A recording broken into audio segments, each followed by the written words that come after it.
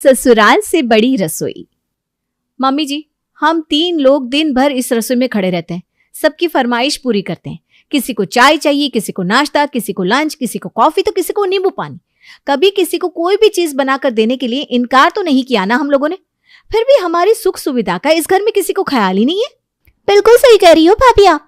3 लोग अगर एक साथ खड़े हो जाए ना इस रसोई में तो आपस में टकराने लगते हैं। अरे अच्छा घर है, लेकिन रसोई के लिए बनाई तो ये 2 हाथ की जगह। ऐसा लग रहा है जैसे घर में सबसे फालतू कोना यही है। अरे बेटा क्या बताऊं, तुम्हारे ससुर जी के साथ इसी बात पर मेरी पिछले 20 साल से लड़ाई हो रही है। मकान बनवाते समय मैंने 1000 बार कहा था कि मकान का नक्शा बनवाने के बाद एक बार मुझे जरूर दिखा देना, लेकिन ये तो अपने आगे किसी को कुछ समझती नहीं। चले आए खुद ही नक्शा अप्रूव करके, और जब मकान बनकर तैयार हो गया तब मुझे पता चला कि हमारे पतिदेव ने रसोई के नाम पर यह माचिस की डिब्बी बनवाई है। अब रसोई में खड़े होकर जो काम करेगा उसे ही पता चलेगा ना इस छोटी सी रसोई में काम करने में कितनी तकलीफ होती है। ना तो ढंग से सामान रखा जाता है, ना ही जरा सा भी वेंटिलेशन है। बिल्कुल ठीक कह रही है मम्मी जी आप। इस रसोई को देखकर ना खाना बनाने का मन ही नहीं करता। दिल करता है रसोई से त्याग पत्र ही दे दो। अरे तू तो त्याग पत्र दे देगी, लेकिन ये तेरा त्याग पत्र स्वीकार कौन करेगा? चुपचाप से खाना बना, माँ जी के सुर में सुर मिलाकर बड़ी बड़ी बातें मत कर। बात तो राधिका की ठीक ही थी, चाहे वो इस रसोई को कितना भी कोस ले, लेकिन सच तो यही था ना कि उनकी किस्मत तो उस छोटी सी रसोई से ही जुड़ी थी। अब चाहे अच्छा लगे या बुरा, लेकिन उन्हें तो दिन का आधा समय वहीं बिताना पड़ता था। एक दिन, अरे भाई इस बार की किट्टी तो मेरे गट्टू के नाम है। सच्ची इतनी खुशी दी है ना मेरे बेटे ने कि क्या बताऊं। पहले तो सरकारी नौकरी लग गई और अब A1 मकान बनवाया है हमारे लिए। हाँ, जैसे कलेक्टर लग गया तेरा बेटा सरकारी विभाग में। अरे छोटा सा क्लर्क ही तो है। आई बड़ी गट्टू वाली, मेरे दोनों बेटे मैनेजर है। अब बोल। अरे हम तो कुछ बोलते ही नहीं, वरना कहोगी कि देखो शुक्लाइन ऐसा बोल रही है। लेकिन जब तुमने मुंह खुलवाया है तो सुन लो, होंगे तुम्हारे बेटे मैनेजर और पति कलेक्टर, लेकिन घर हमने भी देखा है भाई तुम्हारा। अरे घर में स्टोर रूम भी बड़े होते हैं, लेकिन इनकी रसोई देख लो, माचिस की डिब्बियां याद आ जाए। इतनी छोटी कि शुरू होने से पहले ही खत्म हो जाती है। अरे मेरा घर मेरी रसोई, तुझे क्या तकलीफ है भाई? हमें पसंद है छोटी रसोई। अब बोल। पसंद तो तुझे वो रसोई क्या होगी, बस इज्जत बचा रही है तू, और क्या। अरे इतने ही पैसे वाली है तो सबसे पहले जाकर अपने रसोई की हालत सुधार। दुनिया कहाँ से कहाँ पहुंच गई। अब तो घर घर में मॉड्यूलर किचन होने लगे हैं, और एक इनकी रसोई है। ऊपर से तुर्रा देखो मैडम का कि इन्हें पसंद है भाई। सच्चाई यही थी कि मधु के पति और दोनों बेटे अच्छी अच्छी नौकरियों में थे। घर में हर महीने मोटी रकम तनख्वाह के नाम पर आ रही थी, लेकिन फिर भी किसी को रसोई से कोई सरोकार नहीं था। ना तो रसोई में सामान रखने की लकड़ी की अलमारियां थी, ना चिमनी, ना सुंदर सा चमकता प्लेटफॉर्म। देखा बहू तूने, ये शुक्लाइन कैसे सबके सामने मेरा अपमान कर रही थी। और ये पहली बार नहीं हुआ, कॉलोनी में मेरी कोई इज्जत ही नहीं है। सारी औरतें अपनी रसोई के किस्से सुनाती हैं, लेकिन मैं क्या बताऊं कि मेरी रसोई में तो हम तीनों सास बहू साथ में खड़े हो जाए तो धक्का मुक्की हो जाती है। बस अब बहुत हुआ। अब अगर इन बाप बेटों ने हमारी रसोई की परेशानी हल नहीं की तो मुझसे बुरा कोई नहीं होगा। उसी दिन शाम को, राधिका बहू चाय चढ़ा दे, तेरे पापा जी और मेरे दोनों सुपुत्र आ गए हैं। कुछ ही देर में सभी लोग ड्राइंग रूम में साथ बैठकर चाय पी रहे थे। क्या बात है माँ, आज क्यों ऐसी चिड़चिड़ी सी लग रही हो? कुछ बात हुई है क्या? बात क्या होगी भैया, 3 सास बहू में हो गई होगी महाभारत। इन्हें कौन सा झगड़ा करने को पड़ोस तक जाना होता है। घर में ही तीनों लड़ भिड़कर अपना मनोरंजन करती रहती हैं। ऐसा है बेटा कि ज्यादा बोलो मत, कहीं ऐसा ना हो कि मेरा सारा गुस्सा तुम्हारे ऊपर निकल जाए। चुप रहो तुम दोनों। तुम्हारी माँ की शक्ल बता रही है कि जरूर कोई बहुत सीरियस बात है। अच्छा भाग्यवान, बताओ, अब हम लोग कोई मजाक नहीं करेंगे। क्या हो गया? देखिए, पूरा दिन तुम तीनों बाप बेटे घर से बाहर रहते हो, एसी ऑफिस में बैठकर ठाठ से काम करते हो, और ऑफिस से आने के बाद सोफे पर पसर जाते हो। लेकिन हम तीनों, ना तो हमारे नसीब में आपकी तरह एयर कंडीशन वाले कमरे हैं, ना सोफे पर पड़े पड़े टीवी देखने की फुर्सत। हमारा दिन का आधा समय तो रसोई की गर्मी और आप लोगों के लिए खाना बनाने, परोसने और बर्तन साफ करने में बीत जाता है। लेकिन ठीक है, अब आप लोग कहेंगे कि अगर हम घर और रसोई संभालते हैं तो आप भी तो घर से बाहर जाकर नौकरी करते हैं। हम अपना काम करने से पीछे नहीं हट रहे हैं, लेकिन अब हम तीनों ने सोच लिया है कि हम भी अपना मन लगाकर काम तभी करेंगे जब आप लोग हमारी परेशानियों को हल करेंगे। माँ लेकिन आप लोगों की ऐसी क्या परेशानी है जिसके लिए आपने आज इतनी बड़ी मीटिंग बिठा ली? बेटा कोई पहली बार तो हुआ नहीं जब हम अपनी परेशानियां तुम लोगों को बता रहे हैं और हम लोग कहते कहते थक गए, लेकिन आप लोगों को तो ऐसा लग रहा है जैसे हम झूठी बातें बना रहे हो। जरा एक सप्ताह इस रसोई में खड़े होकर काम करके दिखाओ तो तुम्हें समझ में आएगा कि आखिर हमारी परेशानी क्या है। बेटा इतनी छोटी रसोई है, उसमें ना तो सामान रखने की जगह समझ में आती है, ना ये समझ में आता है कि कहाँ रखकर खाना बनाए और कहाँ रखकर परोसे। जब तक तुम दोनों काम नहीं कर रहे थे हमने किसी तरह इतने साल इसी रसोई में गुजार दिए, लेकिन अब तुम दोनों की शादी हो गई है, तुम्हारी पत्नियां भी घर में आ चुकी हैं और तुम दोनों अच्छा भी कमा रहे हो, तो फिर इस तरह घुट घुट कर रसोई में काम करने का कोई मतलब नहीं है। अब आप तीनों मिलकर बजट का एक एस्टिमेट लगा लो और घर का रेनोवेशन होकर रहेगा। अरे मम्मी, रसोई तो बड़ी करने की बात आपने कर दी, लेकिन ये तो बताओ जगह कहाँ से लाओगे रसोई को बड़ा करने के लिए? बेटा रसोई के आगे हॉल है ना, तो ऐसा करो इस हॉल को छोटा कर दो, लेकिन अब मुझे रसोई बड़ी चाहिए। हाँ, इतनी बड़ी कि 3 तो क्या 6 आदमी भी एक साथ रसोई में घुस जाए तो भी आपस में धक्का मुक्की ना हो। अरे मम्मी कैसे बात कर रही हो आप? अपने हॉल को छोटा करके रसोई कौन बनवाता है?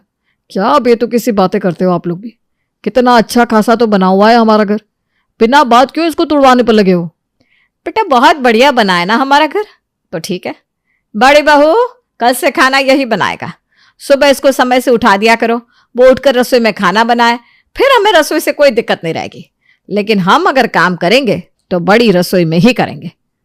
पत्नी और बहू के चेहरे को देखते हुए ससुर जी काफी गंभीर हो जाते हैं।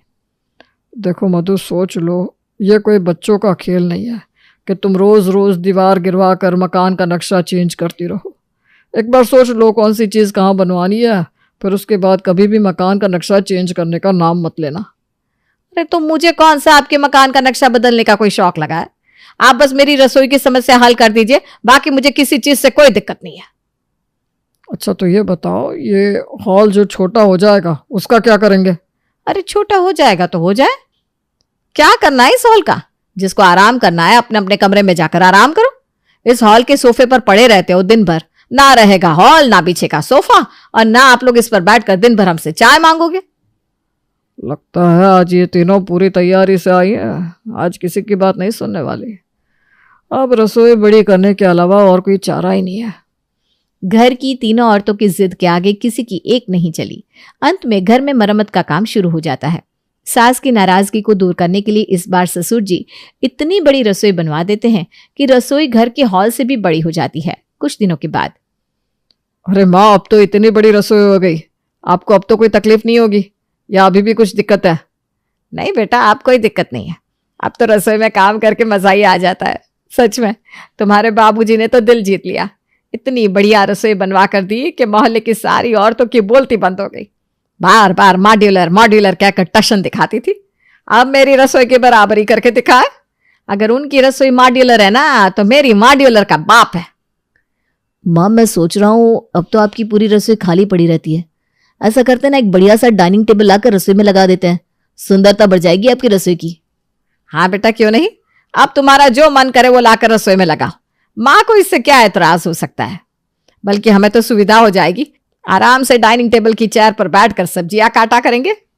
माँ की तरफ से हरी झंडी मिलते ही अगले दिन छोटा बेटा एक बढ़िया सी डाइनिंग टेबल लाकर रसोई में लगा देता है। रसोई में जब से डाइनिंग टेबल लगी थी, तीनों सास बहू को तो जैसे उसके ऊपर बैठकर रसोई का काम करने का मौका ही नहीं मिला था, क्योंकि घर के बाकी लोग हर समय उसी डाइनिंग टेबल पर बैठे रहते।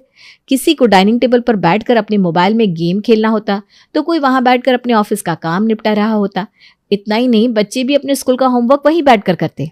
एक दिन मैं सोच रहा हूँ यहीं रसोई के अंदर सोफा लगा लेता हूँ। भाई, इस डाइनिंग टेबल पर बैठ करना मुझसे ज्यादा देर काम नहीं होता, सोफे का कंफर्ट ही अलग होता है। अरे बेटा, तो सोफा हॉल में पड़ा तो है, किचन में लेकर आने की क्या जरूरत है? अरे माँ, इतना छोटा सा हॉल हो गया है ना, उसके अंदर बैठकर बड़ी घुटन सी महसूस होती है। आपके हॉल से तो किचन बढ़िया है, किचन में बैठकर अलग ही आनंद आता है। क्या किचन बनवाया बाबूजी ने, वाह। मैं तो यहीं सोफे पर पसर कर अपना काम करूंगा। धीरे धीरे रसोई में सोफा, डाइनिंग टेबल और फ्रिज सब कुछ पहुंच गया था। माँ जी, जब से ये सोफा डाइनिंग टेबल रसोई में आया ना, उसके बाद परेशानी बढ़ गई है हमारी। क्यों बेटा, क्या हुआ? परेशानी किस बात की? अरे परेशान क्यों ना हो, रसोई में चैन से खड़े होकर खाना भी नहीं बना सकते। पहले जब हम रसोई में खाना बनाते थे तो अपनी पसंद का कोई भजन या प्रोग्राम लगा लिया करते थे मोबाइल में, लेकिन अब तो रसोई में ऐसा चिड़ियाघर बना रहता है कि किचकिच से सर दर्द होने लगता है। अब पूरा दिन कोई ना कोई यहीं बैठा रहता है। आप इनको बोलिए ना अपने अपने कमरे में जाए या फिर हॉल में जाकर अपना काम किया करें। रसोई कोई पूरे परिवार के बैठने के लिए होती है क्या? बहू रसोई तो एसी हॉल जितनी बड़ी भी नहीं होती, लेकिन हमने बनवाई ना तुम्हारे लिए। अब जब तुम्हारे लिए हॉल में बड़ी रसोई बनवाई है तो उसका आनंद सभी को उठाने दो। इतना परेशान होने वाली क्या बात है? ससुर जी की बात का बहू के पास कोई जवाब नहीं था, इसलिए वो चुपचाप जाकर अपना काम करने लगती है। इस बात को 1 सप्ताह बीता होगा कि दोनों भाई नया टीवी लेकर घर में घुसते हैं। अरे ये टीवी किसके लिए लाए हो? घर में पहले से 2 टीवी है ना? अरे 2 टीवी है, लेकिन उसे देखने के लिए या तो रूम में बैठना पड़ता है या फिर हॉल में। रूम में तो बच्चों की वजह से कुछ नहीं देख पाते और हॉल में बैठकर मन ही नहीं लगता, इसलिए हम लोग ये टीवी रसोई के लिए खरीद कर लाए हैं। आराम से सोफे पर बैठकर टीवी का मजा लेंगे। क्या अब आप लोग रसोई में टीवी भी लगाओगे? मेरा तो दिमाग ही नहीं काम कर रहा। हमारे घर के लोगों को क्या हो गया है? उनका बस चले ना तो कल को बेड भी किचन में ही लगा ले और कहे हम तो सोएंगे भी किचन में। थोड़ा तो कॉमन सेंस यूज करना चाहिए ना। पागल हो गए क्या सब लोग रसोई रसोई करके? मेरा तो मन कर रहा है हम लोग बेडरूम में जाकर खाना बनाना शुरू कर दे, क्योंकि रसोई को तो इन लोगों ने लिविंग रूम बनाकर रख दिया है। कम से कम वहां तो थोड़ा सुकून मिलेगा। मम्मा पापा ने कहा कि हम लोग हॉल में ना खेले और इतना छोटा है कि बॉल लगने से टीवी फूट जाएगा, तो हम लोग किचन में ही खेल ले। लो, अब रसोई को प्लेग्राउंड भी बना दिया। अरे अपने पापा से कहो, पापा अपने कमरे का डबल बेड भी खिसका के रसोई में लेकर चलो, अब से रात को सोएंगे फिर रसोई में। अभी सास बहू आपस में बात कर ही रही थी कि इतने में सास मधु का फोन बज उठता है।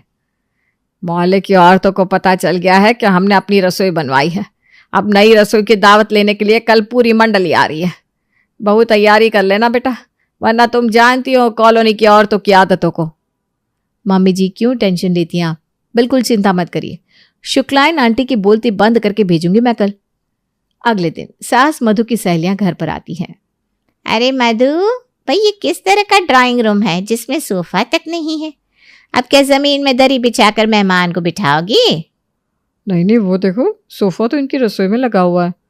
लग रहा है ये कोई नया फैशन है कि मेहमानों को रसोई में सोफे पर बिठाकर चाय नाश्ता कराते होंगे ये लोग। सही है सही है, वही बनाओ और किचन में ही मेहमानों को चाय नाश्ता सर्व कर दो। लेकर आने और जाने का झंझट भी खत्म। क्यों भाई, सही कहा ना? ऐसे सच सच बताना मधु, अपने घर का ये तमाशा किस खुशी में बनवाया है तुमने? अरे रसोई है या लिविंग रूम, इतनी बड़ी रसोई किसकी होती है भाई? और मुझे तो ऐसा लग रहा है कि गोलू और मिंकू आजकल पार्क में भी नहीं आ रहे, लगता है रसोई में ही क्रिकेट खेल लेते होंगे। हाँ भाई, जब घर में इतना बड़ा मैदान है तो पार्क में जाकर अपनी एनर्जी क्यों वेस्ट करनी। शुक्लाइन की बात सुनकर सारी सहेलियां ठहाका मारकर हंसने लगती है। बहू ये लोग घर पर आई है, बस इसी बात का लिहाज कर रही हूँ, वरना अब भी जाकर ना इस शुक्लाइन की बोलती बंद कर देती मैं। जीना मुश्किल करके रखा हुआ है मेरा। जब मेरी रसोई छोटी थी तो छोटी रसोई कहकर मेरा जीना मुश्किल करके रखा था, और अब जब मैंने इतनी बड़ी रसोई बनवा ली है तो भी इसको चैन नहीं। चलिए आई मेरा मजाक उड़ाने के लिए। मम्मी जी अरे थोड़ा चिल करिए ना, अब ऐसे एक एक बंदे से लड़ती घूमेंगे तो कैसे चलेगा? बहू के समझाने पर मधु थोड़ी शांत हो जाती है। कुछ देर में चाय नाश्ता करने के बाद सारी सहेलियां लौट जाती हैं। सहेलियों के जाने के बाद मधु डाइनिंग टेबल पर बैठी होती है, तभी उसका पति उसके पास आता है। क्या हुआ भाई, तुम्हारे चेहरे पर खुशी देखने के लिए जो तुमने कहा मैंने वैसा किया, और तुम अभी भी सर पकड़कर बैठी हुई हो। अरे महारानी, बताओगी भी कि हुआ क्या? कुछ मत कहो, मेरा मन बड़ा परेशान है आज, कसम से। मुझे तो जो दिक्कत थी सो थी, लेकिन सबसे ज्यादा परेशानी मुझे मोहल्ले की औरतों से होती थी। माचिस की डिबिया जैसी रसोई कहकर चिढ़ाया करते थे। जब देखो मोहल्ले की औरतें अपनी मॉड्यूलर किचन दिखाकर मुझे ताने मारती थी। उनकी बातें मेरे सीने में खंजर की तरह चुभती थी। बस इसीलिए मैंने जिद पकड़ ली कि मुझे भी नया किचन चाहिए, और मेरा किचन इतना बड़ा होना चाहिए कि कॉलोनी में उसका मुकाबला कोई और ना कर सके। अब जब रसोई बड़ी करा ली तब भी मुझे खुशी महसूस नहीं हो रही। ऐसा लगता है पूरे घर का सिस्टम ही हिल गया है इस रसोई से। मेरी जिद की वजह से बच्चे रसोई में खेल रहे हैं, वहीं पर बैठकर दोनों बेटे ऑफिस का काम करते हैं। कोई मूवी देखता है, कोई पिक्चर देखता है। घर का चिड़ियाघर बन गया है जब से ये रसोई बनी है। भाग्यवान, तुम ही जिद पकड़ कर बैठी हुई थी। मैंने तो तुम्हें समझाने की कोशिश की थी, लेकिन तुम तो अपने आगे किसी की सुनने को तैयार ही नहीं थी। तुम्हारे कारण पूरा हॉल रसोई में चला गया। आज तुम्हारी सहेलियां तुम्हारी बेइज्जती करके चली गई, जिससे तुम्हें बहुत बुरा लगा। लेकिन जो उन्होंने कहा उसमें सब कुछ गलत भी तो नहीं है। सोच कर बताओ कि अब जब भी कभी मेहमान घर में आएंगे तो क्या तुम उन्हें रसोई में ले जाकर बिठाओगी? क्योंकि हॉल में तो सोफा रखने जितनी जगह भी नहीं बची। इसीलिए कहते हैं देखा देखी नहीं, अपनी समझ से काम करना चाहिए। अब जो किया है उसे तो तुम्हें ही भुगतना पड़ेगा।